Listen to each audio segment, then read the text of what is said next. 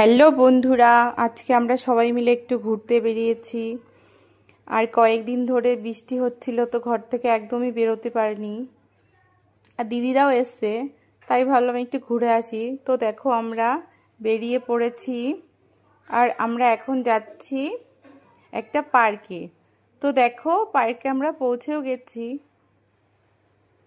দেখো পার্কটা এত সুন্দর, কতটা এরিয়া নিয়ে তৈরি, আর ভীষণ সুন্দর, চারিদিকে ফুল গাছ, খুব সুন্দর পার্কটা। আমি এর আগেও এসছি পার্কটাতে, তো তাই ভাবলাম দিদিরা এসছে, ওদেরকেও একটু ঘুরিয়ে নিয়ে যাই। তো সবাই মিলে চলে এসছি। আর পার্কে এসে আমার মেয়ে তো ভীষণ খুশি, দিদির ছেলেরাও খুশি হয়েছে। তো পার্কে আরও অনেকেই এসছে, তবে খুব একটা লোকজন হয়নি, কেননা ওয়েদারটা খুব একটা ভালো ছিল না, হয়তো তাই জন্যই সেরকম লোকজন হয়নি। দেখো সামনেই অনেক বাচ্চারা স্লিপে চড়ছে, তাই দেখে মেয়ে বায়না করলো মা ওটাতে চড়বো। তো মেয়েকে নিয়ে গেলাম, কিন্তু এত ভয় পাচ্ছিল। দেখো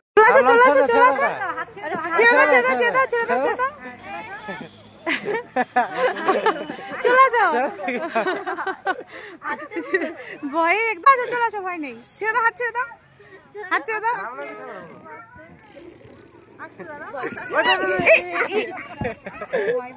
জুতোটা খুললে ভালো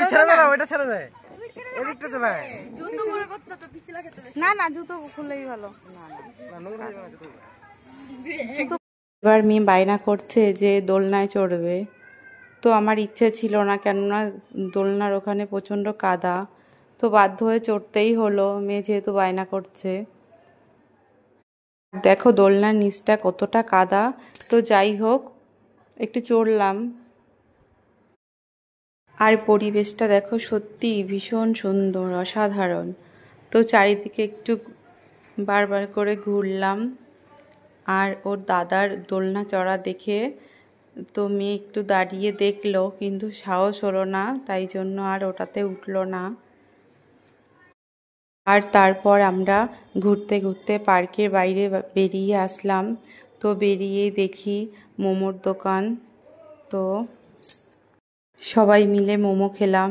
আর আমার মেয়ে দেখো একা একা খাচ্ছে, তো গরম ছিল বলে মেয়ে মুখ থেকে বের করে ফেলে দিল।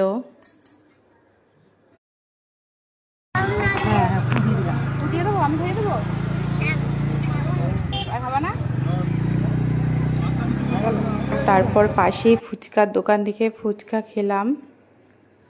তারপর টাটা বাই বাই, বাড়ি চলে আসলাম।